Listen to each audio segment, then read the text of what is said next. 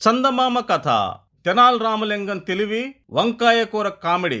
వంకాయ కూర పేరు చెప్తే చాలు అదిరిపోయే ఆ రుచి గుర్తొచ్చి అందరి నోళ్లలో నీళ్లు ఊరతాయి. శ్రీకృష్ణదేవరాయల వారు విదేశాల నుంచి నాణ్యమైన వంకాయ విత్తనాలు తెప్పించి వాటిని ఒక తోటలో ప్రత్యేకంగా పెంచేవారు.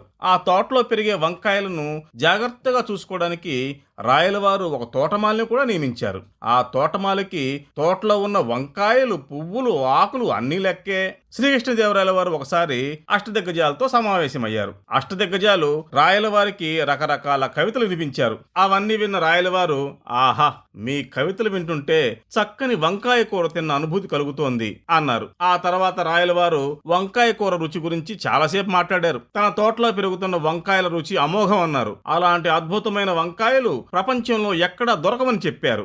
ఈ రోజు నాకు ఇంత అద్భుతమైన కవితలు చెప్పిన మీకు కూడా మా తోట వంకాయల కూర రుచి చూపిస్తానని అన్నారు. అలా రాయలవారు అష్టదిగ్గజాలకు విందు ఏర్పాటు చేసి వంకాయ కూర వడ్డించారు. ఆ వంకాయ కూరని అష్టదిగ్గజాలు లొట్టలు వేసుకుంటూ తిన్నారు. తెనాలి రామలింగడైతే అందరికంటే 4 గరిటెలు ఎక్కువే తిన్నాడు. ఇంత అద్భుతమైన వంకాయ కూరను తమకు రుచి చూపించినందుకు శ్రీకృష్ణదేవరాయల వారికి అష్టదిగ్గజాలు కృతజ్ఞతలు చెప్పి బ్రేవుమని తేంచుకుంటూ వంకాయ కూర రుచిని తలుచుకుంటూ తమ ఇళ్లకు బయలుదేరారు. ఇంటికి వెళ్ళిన తర్వాత తెనాలి రామలింగుడు తమకు రాజుగారు ఇచ్చిన విందు గురించి, ఆ విందులో వడ్డించిన వంకాయ కూర అద్భుతమైన రుచి గురించి తన భార్యకు చెప్పాడు. వంకాయ కూర రుచిని రకరకాలుగా వర్ణించాడు. దాంతో తెనాలి రామలింగుడి భార్య నోట్లో కూడా నీళ్లూరాయి. ఏమండి, నాకు కూడా రాజుగారి తోటలో ఉన్న వంకాయలతో కూర చేసుకొని తినాలని ఉందండి.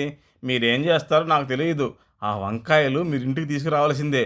మీరు, నేను, మన కొడుకు ఆ కూర తినాల్సిందే అంది. ఇంటి ఇల్లాలు ముచ్చటపడ్డాక భర్తకు చేయక తప్పుతుందా? తన భార్య ఇష్టాన్ని తీర్చాలంటే వంకాయలను దొంగతనం చేయడం తప్ప మరో మార్గం లేదని రామలింగుడు నిర్ణయించుకున్నాడు. ఆ రోజు రాత్రి తెనాలి రామలింగం రాజుగారి వంకాయల తోటలోకి దొంగతనంగా ప్రవేశించాడు.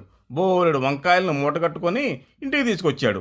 ఇంటికి తెచ్చిన వంకాయలతో తెనాలి రామలింగమే అద్భుతంగా కూర వండాడు. ఇక కుటుంబం అంతా కలిసి భోజనం చేయడమే మిగిలింది. పాఠశాలకు వెళ్ళి వచ్చి డాబా మీద నిద్రపోతున్న తెనాలి రామలింగుడి కొడుకుని నిద్రలేపడానికి రామలింగం భార్య ప్రయత్నిస్తుండగా రామలింగం వారించాడు. నేను వెళ్ళి నిద్రలేపి తీసుకొస్తాను అంటూ రామలింగం డాబా మీదకి వెళ్ళాడు. అక్కడ నిద్రపోతున్న కొడుకు మీద బిందెతో నీళ్లు పోశాడు. రామలింగం కొడుకు ఉలిక్కిపడి నిద్రలేశాడు. బాగా వర్షం పడుతుంది, కిందకు వచ్చి భోజనం చేసి పడుకో అని రామలింగం కొడుక్కి చెప్పి కిందకు తీసుకొచ్చాడు. ఆ తర్వాత రామలింగం కుటుంబం లొట్టలు వేసుకుంటూ వంకాయ కూరతో భోజనం చేశారు.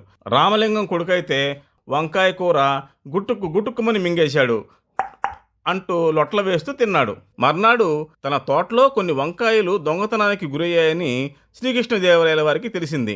కాయలు, పువ్వులు, ఆకులు లెక్క బాగా తెలిసిన తోటమాలి మొత్తం 20 కాయలు దొంగతనానికి గురయ్యాయని రాయల వారికి నివేదిక ఇచ్చాడు. తానెంతో ఇష్టపడే వంకాయలు దొంగతనానికి గురయ్యేసరికి రాయలవారు చాలా మనస్తాపం చెందారు. మహామంత్రి అప్పాజీ ఈ విషయం మీద తీవ్రంగా ఆలోచించాడు. ఇలాంటి తుంట్ర పనులు చేసేది తెనాలి రామలింగడే అని ఆయనకు తోచింది. ఈ విషయాన్నే ఆయన మహారాజుకు చెప్పారు. రాయలవారు వెంటనే తెనాలి రామలింగాన్ని సభకు పిలిపించారు. నిన్న రాత్రి మా తోటలో వంకాయలు దొంగతనం చేసింది నువ్వేనని మాకు అనుమానంగా ఉంది అన్నారు. దానికి తెనాలి రామలింగుడు, రామ నాకేమి తెలియదు అన్నాడు. అప్పుడు మహామంత్రి అప్పాజీ ఒక ఆలోచన చేశారు. తెనాలి రామలింగం తన కుటుంబం కోసమే వంకాయలు దొంగతనం చేసి ఉంటాడు. ఆయన భార్యను సభకు పిలిపించి అవమానించడం ధర్మం కాదు. అందుకే తెనాలి రామలింగం కొడుకుని సభకు పిలిచి నిజాన్ని రాబడదాం అన్నాడు. వెంటనే తెనాలి రామలింగం కొడుకుని సభకు తీసుకొచ్చారు. వాడిని ప్రశ్నిస్తే, రాత్రి నేను వంకాయ కూర తిన్నాను, రుచి చాలా బాగుంది అన్నాడు. అప్పుడు సభలో అందరూ తెనాలి రామలింగం దొరికిపోయాడు అనుకున్నారు. అయితే తెనాలి రామలింగుడు తెలివిగా, మహాప్రభో, నా కొడుకు కలలో జరిగినవి కూడా నిజంగా జరిగాయని అనుకుంటూ ఉంటాడు. వంకాయ కూర తిన్నానని కలగని ఉంటాడు. అదే మీకు చెప్పాడు అన్నాడు. అప్పుడు శ్రీకృష్ణదేవరాయల వారు తెనాలి రామలింగం కొడుకుని దగ్గరకు తీసుకొని, నిన్న ఏం జరిగిందో వివరంగా చెప్పు అన్నాడు. అప్పుడు రామలింగం కొడుకు, మరేమో నిన్న నేను బడి నుంచి వచ్చాక మా ఇంటి డాబా మీదకి వెళ్ళి నిద్రపోయాను. అప్పుడు రాత్రి బాగా వర్షం పడింది. మా నాన్న నన్ను కిందకు తీసుకెళ్లాడు. అప్పుడు నాకు వంకాయ కూరతో భోజనం పెట్టారు. వంకాయ కూర రుచి చాలా బాగుంది అన్నాడు. ముందు రోజు రాత్రి రాజ్యంలో వర్షం పడలేదు, కానీ ఈ పిల్లవాడు వర్షం పడింది అంటున్నాడు. అంటే కలలో వచ్చిన విషయాలు కూడా నిజంగా జరిగాయి అనుకునే లక్షణం ఈ పిల్లాడికి ఉన్నట్టుంది. ఈ విధంగా చూస్తే వంకాయ కూర తిన్న విషయం కూడా కలే అయి ఉంటుంది ప్రభు అని అప్పాజీ అన్నాడు. దాంతో శ్రీకృష్ణదేవరాయల వారు తెనాలి రామలింగడిని వదిలేశారు. ఆ తర్వాత కొంతకాలానికి రాయలవారికి తెనాలి రామలింగడు అసలు విషయాన్ని చెప్పాడు.